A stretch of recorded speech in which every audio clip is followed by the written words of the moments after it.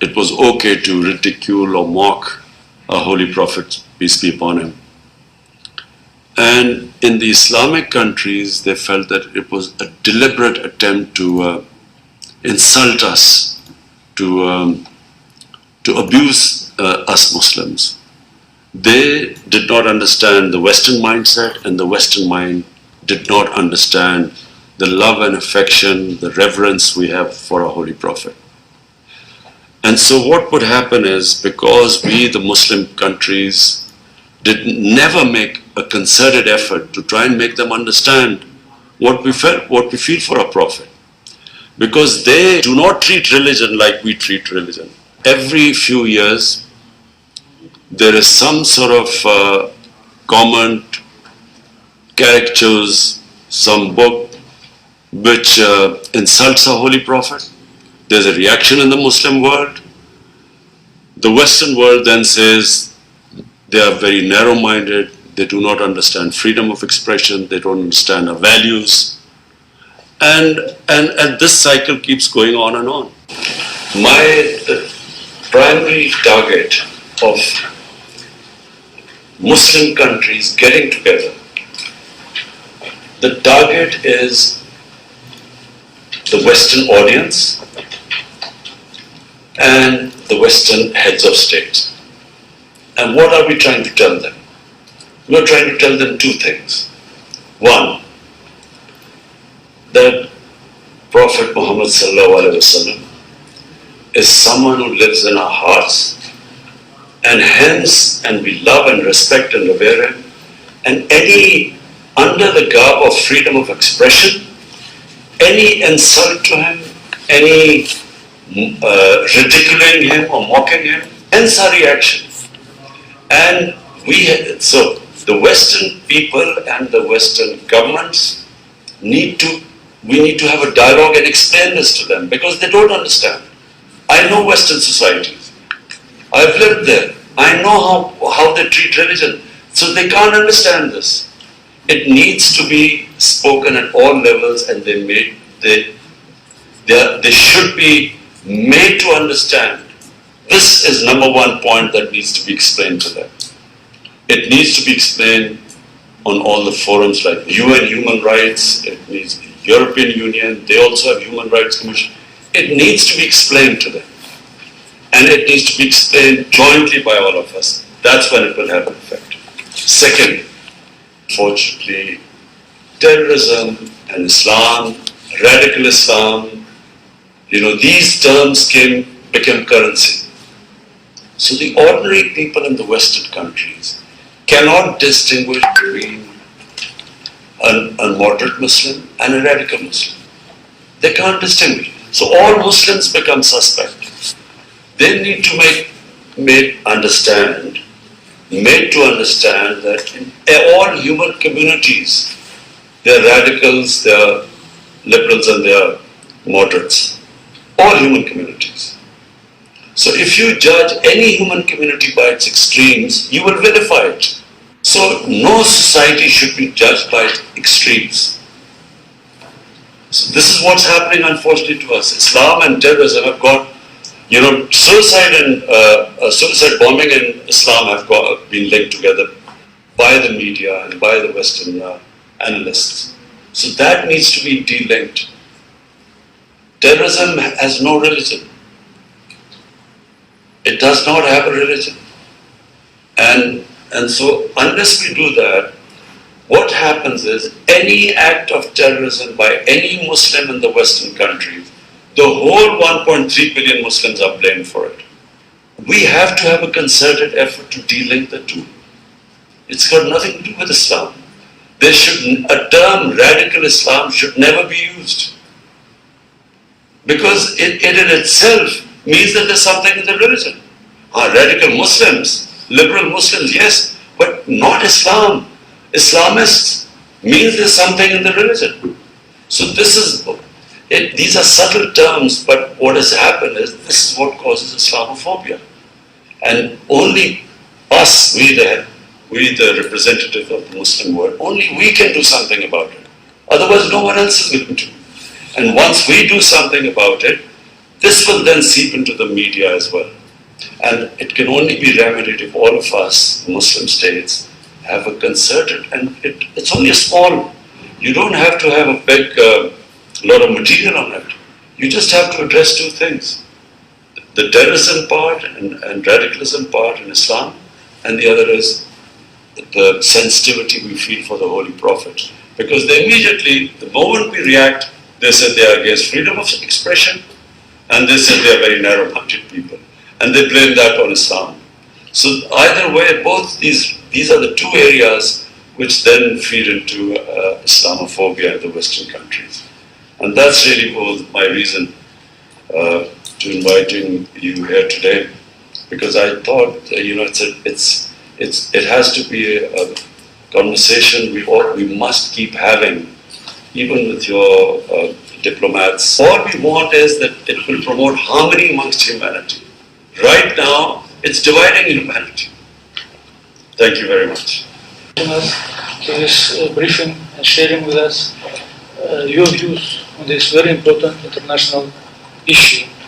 We all face this, and we understand that in the present world there is this issue which we must jointly find a solution to it. And I think all colleagues will support you. We must explain to the international community the difference between Islam, real Islam, and extremism, religious extremism, and terrorism. There is a big difference, and we must jointly explain this. And I want to thank you for sharing with us this and calling us and raising this issue. And I'm sure my colleagues will share this information about this meeting with their capitals, and also will share with us here their views on this. Thank you very much. Turkey in this regard proudly plays its part both bilaterally and multilaterally. We welcome and endorse the step the OIC foreign ministers earlier took in Niamey. We are closely working with the UN delegation of Brotherly Pakistan with a view to furthering the relevant OIC decisions with the UN United Nations bodies. We appreciate the efforts of Pakistan leading this initiative from the front very much. It's my pleasure and my honor to be here this meeting, and thanks Mr. Prime Minister to this very important meeting because we are now waiting what they want to do from the Western country. They work all together against any country for the OIC. It's very important to do like him together, by media, by dialogue, by anything. And I want to thank Mr. Prime Minister for your support to Palestine and convey warm regards from His Excellency Mahmoud Abbas, the President of Palestine, and warm regards from Al-Aqsa. It's for all of them, Islam. Thank you. Bismillah ar-Rahman ar-Rahim. Assalamu alaikum. Thank you, Excellency. I am Brahim, Ambassador of Jordan. And we seize this opportunity to extend our thanks to His Excellency Prime Minister, who is seizing any opportunity to address the Islamophobia issue in any kind of international forum. This is well appreciated. Jazakallah khair. I believe that the media plays a very big role in this, and of course it needs a very big efforts and a collective efforts all together as Ummah. If I may say that just after the millennium and in year 2002, King Abdullah II took an initiative, and we have released a message. It was a product of months of meetings from different countries, ulama, scholars in general. It was showing the moderate Islam. Thank you. Excellencies, thank you very much for the initiative and also for the invitation extended to us to hear your briefing. Certainly, initials also on the same planes. We are supportive of the initiative of Pakistan through the OIC, and there's numerous resolutions already been adopted by the OIC, and it serves as a good platform to way forward.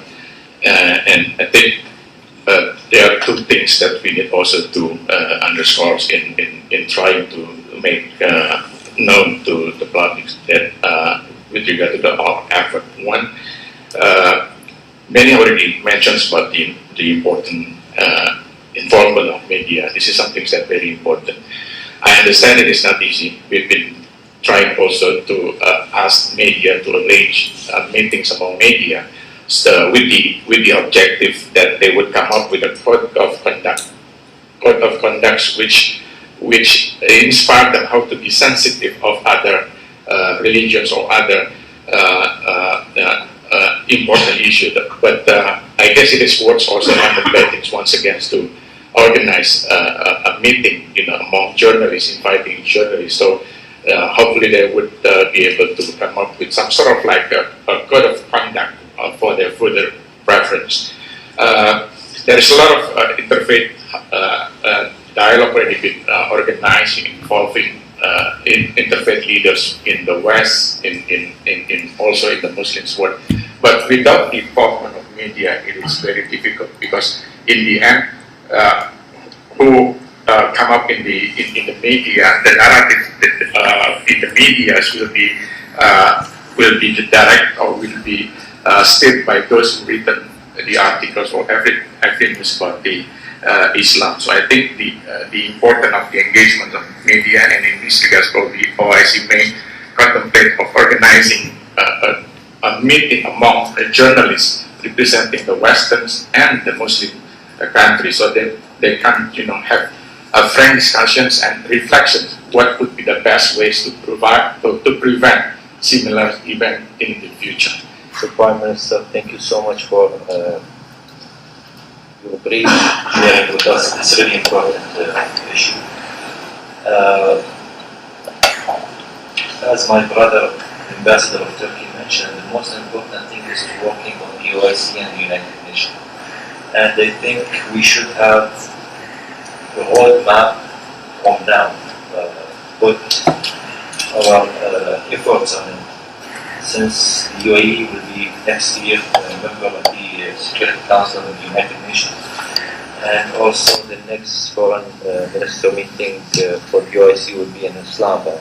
So I think we have a great opportunity to put our effort on that and working together, and make sure all of us in this room with Pakistan, supporting Pakistan in this effort, supporting you, Excellency, on this leading the effort to support that. Assalamu alaikum wa rahmatullahi wa barakatuh. Thank you, Mr. Prime Minister, for sharing with us your most poignant thoughts and views and ideas about this very important issue, not only to Pakistan but the whole of Muslim world. You will recall, sir, that it was just about 2 years ago, in this very room, that you and my former Prime Minister, Dr. Mahathir Mohamad, had a very important discussion on this, among others, this particular issue. And it was that meeting took place just a few days after the incident in Christchurch, New Zealand. So both our leaders, you and my former Prime Minister, we expressed our resolve to address this issue, including, you mentioned just now, the need for leaders of the Muslim world to engage in a constructive and sustained manner with the leaders from the Western world, to educate them about the sensitivities associated with Islam and the Muslims and Islamic phobia, etc.